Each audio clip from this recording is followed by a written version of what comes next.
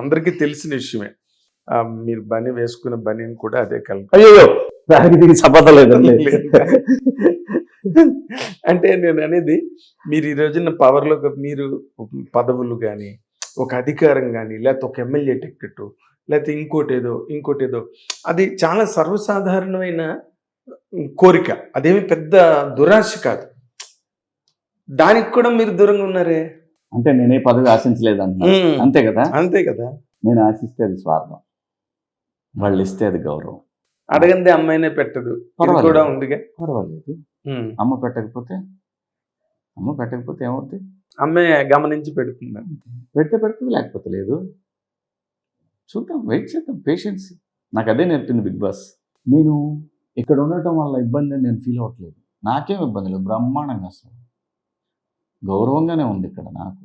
కానీ నేనేమంటానంటే, ప్రాంతాలు విడిపోయిన తర్వాత లోకల్ టాలెంట్ రావాలి అని అంటే అక్కడి నుంచి ఇక్కడికి వస్తే నాన్ లోకల్ ఎన్ని చెప్పి ఇక్కడ ఉండాలంటే, హైదరాబాద్ లాంటి సిటీలో ఉండాలంటే పిల్లలు 50,000 కావాలి నెలకి ఈజీగా.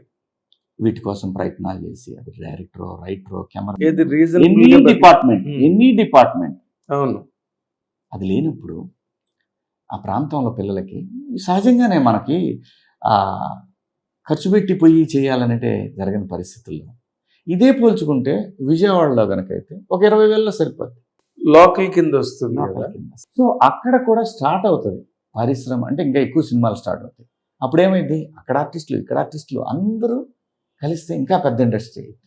దానికి అవకాశం ఉందనుకుంటున్నారండి మీరు? చేయకపోతే ఆ ప్రాంతానికి అన్యాయం చేసినట్టే ప్రభుత్వాలు, ఖచ్చితంగా. ఇప్పటికి నందెవర్లు ప్రకటించలేదండి, గత ప్రభుత్వం ఇవ్వలేదండి, ఇప్పటికి అదే నేనేమంటున్నానంటే, ఇక్కడ ఏమైపోయిందంటే ప్రభుత్వాలకి పరిశ్రమ ప్రైవేట్ వాళ్ళది అనుకుంటున్నారు.